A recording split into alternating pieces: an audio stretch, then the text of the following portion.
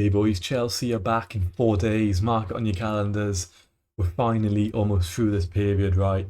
But of course, it wouldn't be a day without some Chelsea news, right?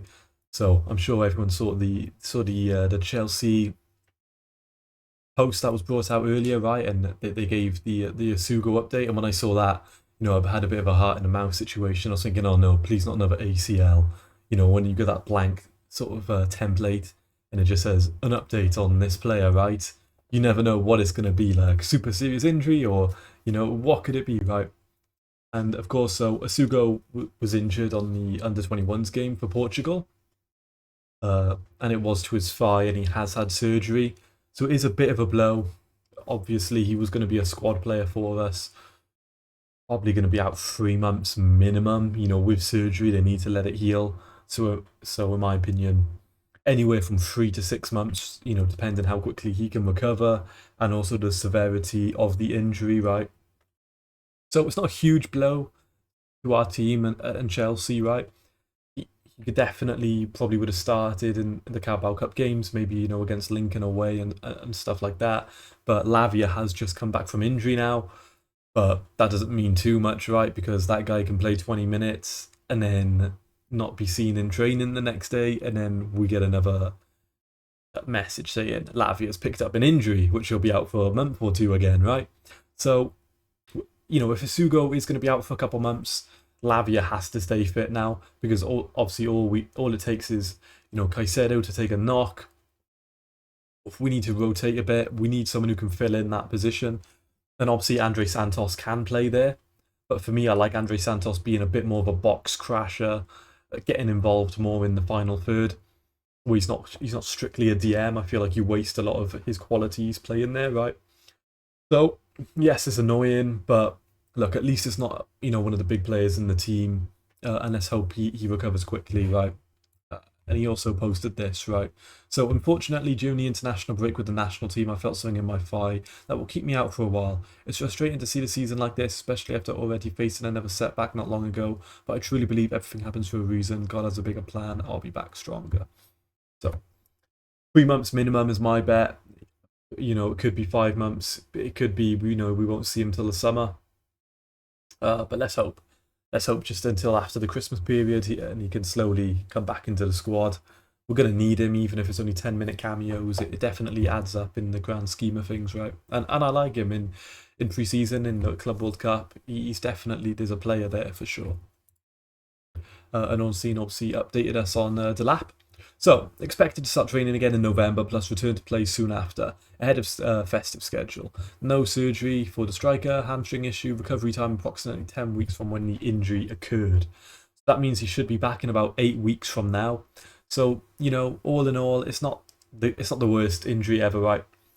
Hamstring ones, they can definitely need surgery done on that. And then again, we're talking 4 months out. And if he was out for 4 months, for sure we would have needed to strengthen in the striker department, but perhaps they already had this sort of heads up, and that's why they were okay with just recalling Gay on loan, and we're going to use him, right? So potentially, I sort of made a lineup in yesterday's video. Mark Gay for me could start against Brentford.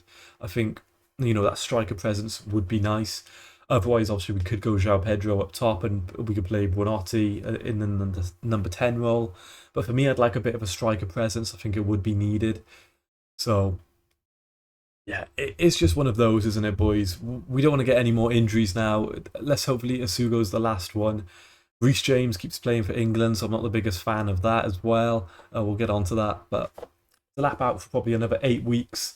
So he's going to miss a few of the Champions League games. He might be back in time for like Barcelona, which is, I think, the 25th of November. So he should be back for then. Maybe not full fitness. But hopefully, he might even be back a little sooner than that as well. He seems to take care of himself, so hopefully this is not too long out for us, right? We're going to need him, definitely. He's a lot more important than Asugo is, but it's good that it wasn't surgery and he can recover by himself, right? Also, Robert Sanchez, Wesley Fofana, Joel Hatto, Badia Shield, Romeo Lavia, Facundo Buonotti, Fernandez, Garnacho were all involved in training. I did see some pictures. Palmer was in training. If you look very closely, you can see him in the background, and I think he was sat next to Garnacho in the changing rooms as well. So Palmer is there. For me, I wouldn't risk it. We need Palmer fit for Bayern Munich, and we also need him fit for Manchester United. I wouldn't risk it against Brentford. I think our squad is definitely strong enough to rotate and beat Brentford. Obviously not heavily rotate, like a Carabao Cup game or anything like that. But for sure we can rest some, I'll be resting Reece James, Cucurella, Palmer, players of this standard, potentially even Caicedo as well. So especially if Lavia's back, Lavia can get another 20-minute cameo or something like that. So for me, we definitely need to rotate some of the important, big players. Bayern Munich away is going to be a huge game. We need to at least get a point from that. It would be pretty poor if we go out there and we lose, especially if it was in bad fashion as well, right? And then for Manchester United, we've got a terrible record at Old Trafford. Yes, United are a weak team, and it's fun to everyone laugh at them and they're in bad form, but we've never done good at that stadium. They always make it hard for us. So I'm expecting a tough game as well. So we need to rest our important players. And for me, look, it's good. A lot of players are training. Maresca should definitely utilise some of those as well, right? And just in case you didn't see, I did make, if you haven't watched already, I made a 42-minute video going through every Cobham talent and ranking them, S tier, world class, or pure profit, elite player, good player, promising. So I went through the whole tier list, right? And I did pick Kavuma McQueen in S tier, in world class. So if you don't know, I put you boys on him. I know he is well known in the academy scene, but this is the next world class talent coming through Cobham, right? Can play on both wings, but he's definitely best suited to left wing, and he's unique in the sense that he's a strong-footed left winger, right? So that means his left foot is his, dominant foot. And he's got a crazy sort of low-driven shot that goes across the keeper, scores from ridiculous angles.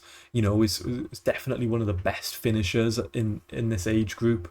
So if he continues his development, I think he could even potentially see a cameo against Lincoln. I don't think he'll start, just because obviously we've got Gittins and Garnacho and Neto and players who can play on that left wing who obviously warrant a start. But for sure, I would definitely see him coming off the bench. Huge talent. If you don't know, now you know. Watch some comps on him.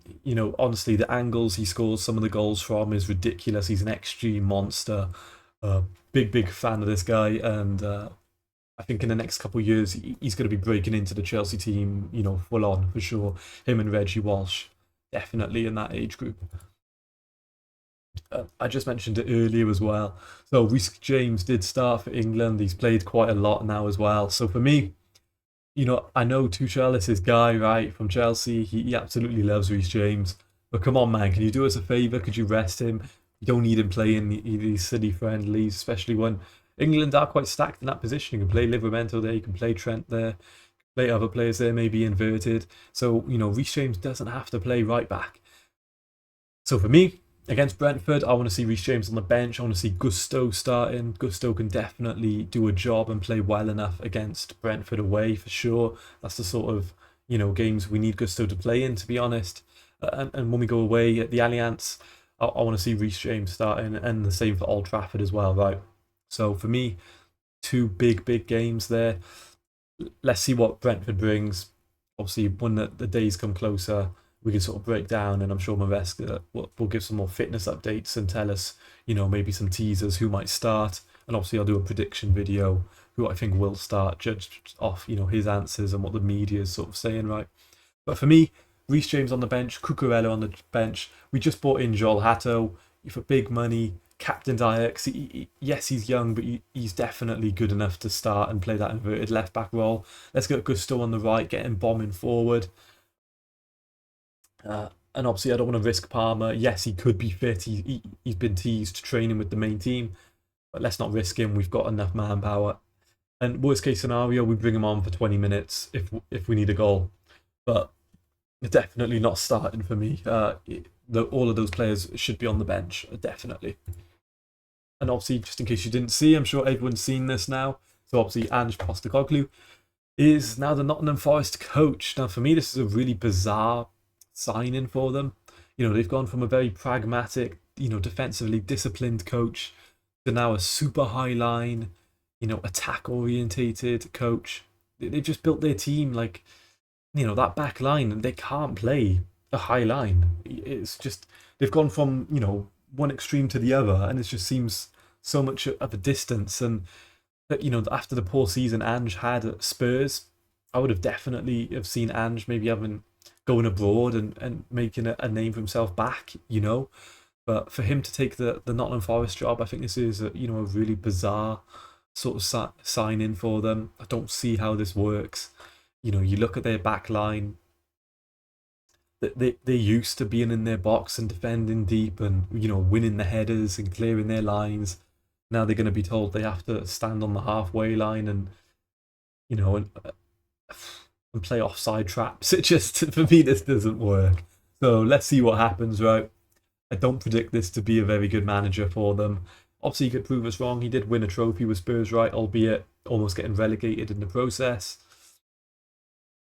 But I just don't see this working. But I found it quite amusing. But that's the sort of news for today anyway, boys. So Essugo is going to be out for at least past the Christmas period, 3 to 5 months, sort of minimum. And Delap should be back hopefully around November time, and we got some big important Champions League games. We're going to need him for them as well. So if you enjoyed the video, give a thumbs up and subscribe, and I'll see you boys tomorrow. Peace.